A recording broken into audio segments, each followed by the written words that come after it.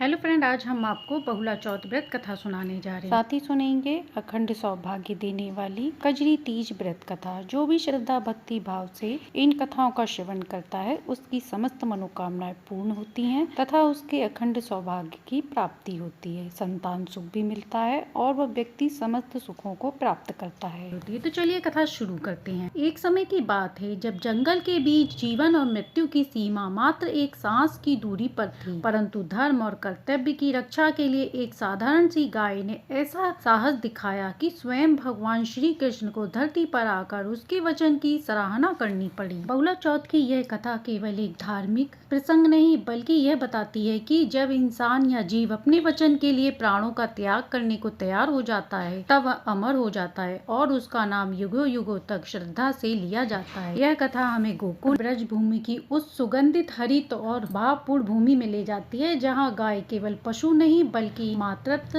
समर्पण और आस्था की मूर्त प्रतीक मानी जाती है। कहते हैं तब गोकुल के समीप एक छोटे से गांव में एक बहुला नाम की गाय रहती थी, जो श्वेत रंग की, अत्यंत कोमल स्वभाव की और बड़ी बड़ी करुणा से भरी आंखों वाली थी। उसके चारों पैर मानो चांदी के खंभे जैसे, गला मोती की माला से सुसज्जित और सींग हल्के भूरे रंग के थे जिन पर हल्दी और कुमकुम का लेप चढ़ता था। गाँव का हर बच्चा उसे बहुला माँ कहकर पुकारता और वह भी स्नेह से चाटकर आशीर्वाद देती। बहुला का एक छोटा सा बछड़ा था जो उसके जीवन का सबसे प्रिय रत्न था और प्रतिदिन प्रातः सूर्योदय से पहले घर से निकलकर समीप के जंगलों और चारागाहों में जाती, घास चरती और संध्या के समय लौटकर अपने बछड़े को दूध पिलाती। गांव वाले कहते बहुला केवल दूध देने वाली गाय नहीं बल्कि वह वचन धर्म की मूर्ति है। ऐसा ही एक दिन आया जब भाद्र मास की कृष्ण पक्ष की चतुर्थी थी। आकाश में हल्की हल्की घटाएं थी, वर्षा की बूंदें पत्तों पर गिरकर मधुर संगीत बना रही थी। बहुला उस दिन अपने बछड़े को लाड़ से चाटने लगी और मानो जैसे वह कह रही हो, मेरे लाल मैं जल्दी लौट आऊंगी, और वह जंगल की ओर निकल पड़ी। परंतु उस दिन जंगल में भयानक स्थिति थी। पत्ते भी मानो किसी अज्ञात आकांक्षा से स्थिर थे। घास की महक में भी एक अनजाना डर घुला था, क्योंकि उसी जंगल के एक कोने में सिंहकेत नाम का एक भयानक सिंह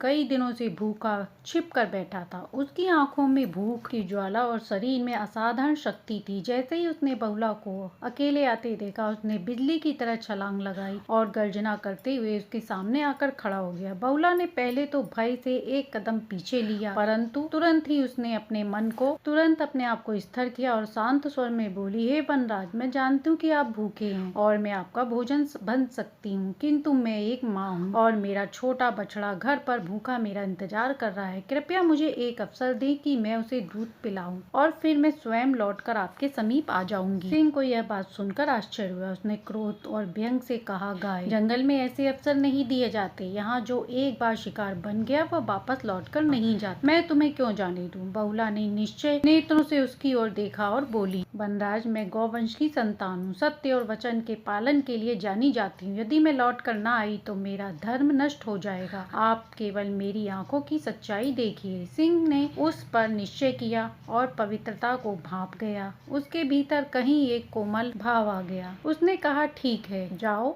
और जल्दी लौट आना। बहुला तेजी से गांव की ओर लौटी। रास्ते में धूल उसके पैरों में उड़ रही थी, लेकिन उसके मन में केवल एक ही बात थी, बछड़े को दूध पिलाकर वचन निभाना है। जैसे ही उसने घर पहुंचकर बछड़े को दूध पिलाया, उसके आंसू टपकने लगे। उसने बछड़े के माथे को चूमा और मन ही मन कहा, मेरे लाल, आज तेरी माँ को तुझसे बिछड़ना होगा, लेकिन मेरा वचन ही मेरा धर्म है। तभी उसका मालिक आया और बोला, बहुला, कहाँ जा रही हो? अभी तो आई हो। बहुला ने अपने मौन और भावपूर्ण नेत्रों से मानो कहा, मालिक, आज मेरा धर्म मुझे बुला रहा है, मुझे रोकिए मत। और वह पुनः उसी स्थान पर लौट गई जहाँ सिंह उसका इंतजार कर रहा था। सूर्य अस्तल की ओर जा रहा था, आकाश सुनहरा हो रहा था। बहुला को लौटते देख सिंह ने आश्चर्य से कहा, मैंने सोचा था तुम कभी लौटकर नहीं आओगी, लेकिन तुमने अपना वचन निभाया। यह देखकर मैं दंग हूँ। और तभी सिंह के शरीर से एक दिव्य प्रकाश निकला और वहाँ स्वयं भगवान श्री कृष्ण प्रकट हो गए। उन्होंने मुस्कुराते हुए बहुला के सिर पर हाथ रखा और कहा, हे बहुला, आज मैं तुम्हारी निष्ठा और भक्ति से प्रसन्न हूँ और मैं तुम्हें आशीर्वाद देता हूँ कि तुम्हारा नाम युगों युगों तक पूजा जाएगा। इस दिन जो भी स्त्रियां तुम्हारी कथा सुनेंगी, व्रत करेंगी, उनकी संतान सुरक्षित और दीर्घायु होगी। अभी से इस दिन को बहुला चौथ के रूप में मनाया जाने लगा। इस दिन विशेषकर गौ माता की पूजा होती है। महिलाएं व्रत रखती हैं, गोधूली बेला में गाय को खिला पिलाकर उनकी आरती पूजा करती हैं और फिर बहुला व्रत कथा सुनती हैं। आइए सुनते हैं कजरी तीज व्रत कथा। एक गांव में एक ब्राह्मण परिवार रहता था। ब्राह्मण की पत्नी ने भादों के महीने में आने वाली कजरी तीज का व्रत रखा और उसने ब्राह्मण से कहा, हे स्वामी, आज मेरा तीज का व्रत है, कहीं से मेरे लिए चने का सत्तू ले आइए। लेकिन ब्राह्मण ने परेशान होकर कहा कि मैं सत्तू कहाँ से लाऊं भाग्यवान। इस पर ब्राह्मण की पत्नी ने कहा कि मुझे किसी भी कीमत पर चने का सत्तू चाहिए। इतना सुनकर ब्राह्मण रात के समय में घर से निकल पड़ा। वह सीधे साहूकार की दुकान में गया और चने की दाल, घी, शक्कर आदि मिलाकर 1.25 किलो सत्तू बनाया। इतना करने के बाद ब्राह्मण अपनी पोटली बांधकर जाने लगा। तभी खटपट की आवाज सुनकर साहूकार के नौकर जाग गए और वह चोर चोर की आवाज लगाने लगे। ब्राह्मण को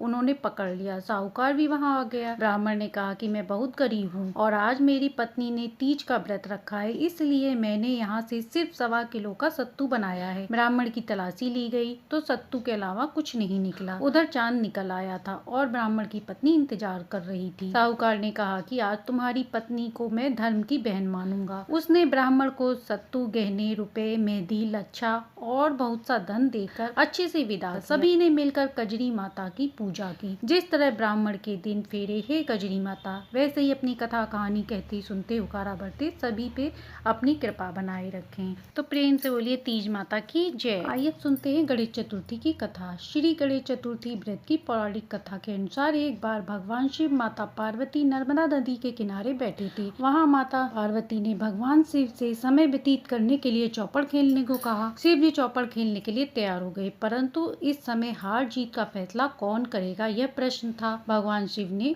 कुछ तिनके एकत्रित कर उसका पुतला बनाकर उसकी प्राण प्रतिष्ठा की और पुतले से कहा, बेटा, हम चौपड़ खेलना चाहते हैं, परंतु हमारी हार जीत का फैसला करने वाला कोई नहीं है, इसलिए तुम्हें बताना होगा कि हम दोनों में कौन जीता कौन हारा।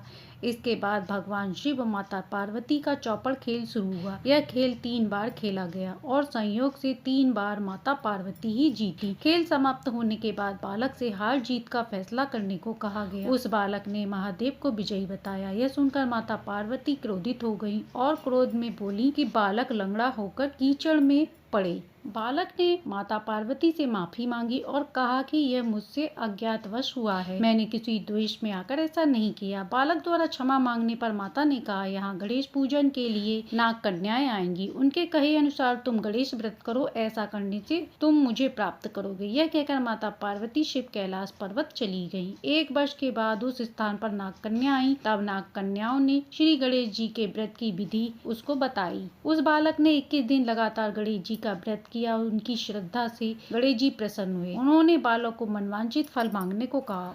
उस बालक ने कहा, हे विनायक जी, मुझ में इतनी शक्ति दीजिए कि मैं अपने पैरों से चलकर अपने माता पिता के साथ कैलाश पर्वत पर पहुंच सकूं और ये देख मैं प्रसन्न हूँ। तब बालक को वरदान देकर गणेश जी अंतर्ध्यान हो गए। इसके बाद वह बालक कैलाश पर्वत पर पहुंच गया और कैलाश पर्वत पर पहुंचने की अपनी कथा उसने भगवान शिव को सुनाई। चौपड़ वाले दिन से माता पार्वती ने विमुख हो गई थी, अतः देवी के रुष्ट होने पर भगवान शिव ने भी बालक के बताए अनुसार 21 दिनों तक श्री गणेश का व्रत किया। इस व्रत के प्रभाव से माता भगवान शिव के लिए नाराजगी थी, वह समाप्त हो गई। तब यह व्रत विधि भगवान शंकर ने माता पार्वती को सुनाई। यह सुनकर माता पार्वती के मन में भी अपने पुत्र कार्तिकेय से मिलने की इच्छा हुई। तब माता पार्वती ने भी 21 दिन तक गणेश जी का व्रत पूजन किया। दूर्वा फूल और लड्डुओं से गणेश जी का पूजन किया। व्रत के 21वें दिन कार्तिकेय स्वयं माता पार्वती से मिलने आए। उस दिन से श्री गणेश चतुर्थी का यह व्रत समस्त मनोकामनाओं की पूर्ति करने वाला व्रत माना जाने लगा। इस व्रत को करने से मनुष्य के सारे कष्ट दूर और उसकी समस्त मनोकामनाएं पूर्ण होती हैं। तो ये थी बहुला चौथ पे सुनी जाने वाली गाय माता, गणेश जी और तीज माता की कहानी। तो प्रेम से बोलिए गाय माता, तीज माता और गणेश जी की जय। जो भी श्रद्धा भक्ति भाव से इन कथाओं का श्रवण करता है उसके सुख सौभाग्य में वृद्धि होती है। यदि हमारी कहानी पसंद आई हो तो लाइक सब्सक्राइब करें।